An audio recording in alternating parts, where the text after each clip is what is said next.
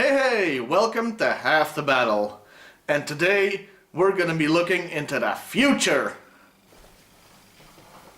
The future, Timur? That's right, ghost of another version of myself that I killed and who now lives with me for some reason. We're looking into the future, all the way to the year 2000. In the year 2000, in the year 2000, the military will have advanced vehicles that transform into a fortress, and soldiers will have futuristic suits and weapons. In the year 2000, in the year 2000, General Hawk will be renamed General Tomahawk because Hasbro sucks at keeping copyrights. In the year 2000, in the year 2000,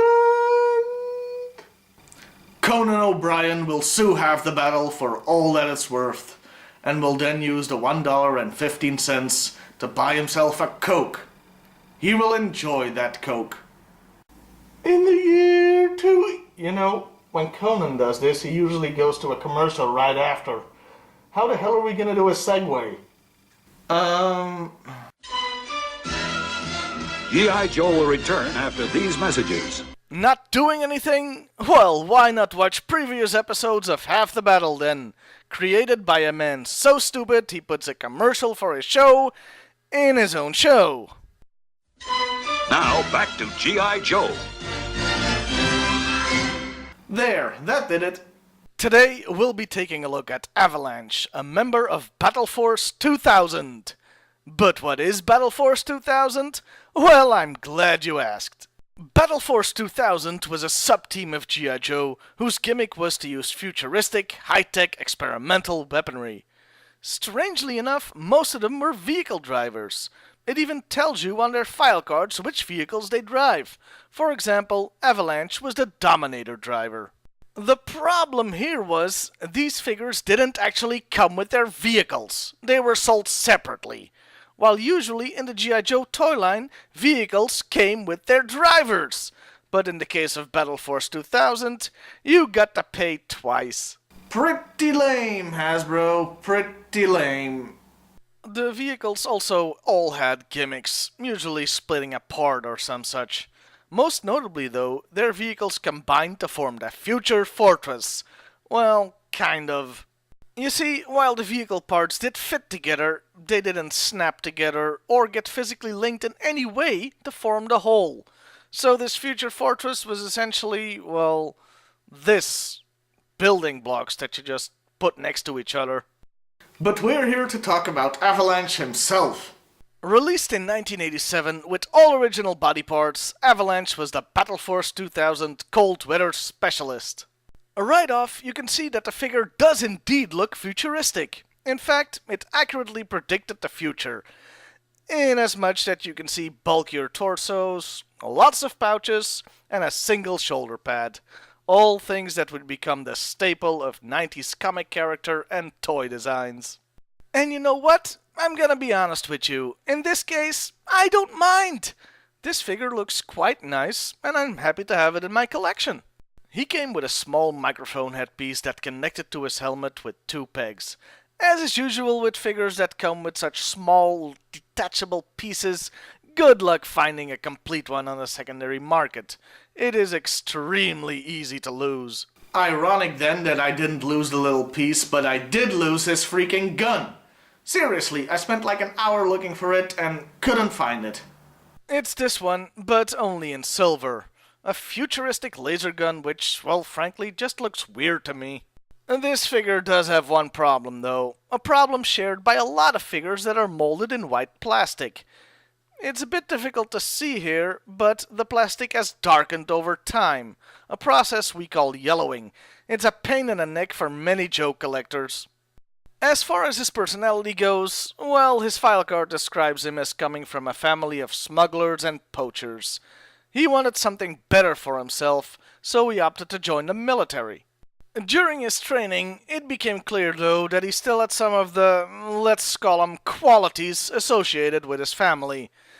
During a survival exercise, he disappeared for over a month. They finally found him in a motel spending the money he had made from poached furs. That's not a personality quirk. That means going AWOL. And you would be booted out if you did that. Or, apparently, you get to join the most elite team there is. Of course.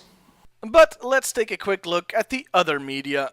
Now, neither Avalanche nor Battle Force 2000 appeared in the cartoon. But they did appear in the comic. Oh boy, did they appear in the comic. Battle Force 2000 was introduced in issue 68, where they saved a number of Joes by destroying Cobra's fear waves, first mentioned all the way back in issue 2. Avalanche didn't get much of a personality though. In fact, in his first ever appearance, there's even a mistake where he switched a speech bubble with Dodger, another member of Battle Force 2000, leading to confusion as to who is who. Avalanche, and in fact everybody in Battle Force 2000 with one exception, had the distinction of being a few of the lucky characters that were allowed to be killed off in the comic, because there were no more toys that were going to be made of them. And sure enough, this was the only toy version of Avalanche ever made. In conclusion, this is a damn good looking toy that I can recommend, on 2 conditions.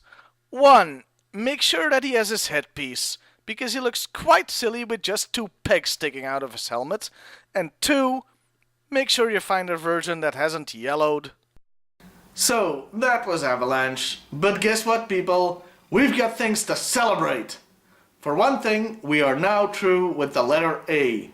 That's right, we've reviewed every single G.I. Joe from the original toy line that begins with the letter A. You're not gonna sing again, are you? Oh yes! But there were petitions, threats. The UN passed a unanimous resolution condemning your singing. AVAC, Ace, Action Team, Arrow Viper, there are hundreds of Joes for all to see. To be a G.I. Joe reviewer is my destiny. Airborne, Airtight, Airwave, Alley Viper, I'll review 'em all for you and me. You know it's my destiny. G.I. Joe, gotta review 'em all. Alpine, Altitude, Ambush, Annihilator, I'll review 'em all. G.I. Joe, Armadillo, Astra Viper, Avalanche. Oh dear Lord. And that's not all, folks. This week also marks the 6th-month anniversary of this show. So let me see. 6 months, 26 letters in the alphabet.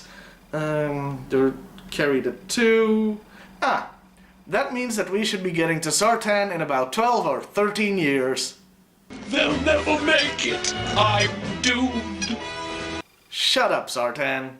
And hey, the celebrations don't end today, because next week will be the 25th episode spectacular. I'll be mostly apologizing for the last 24 episodes. So, see you next week, everybody.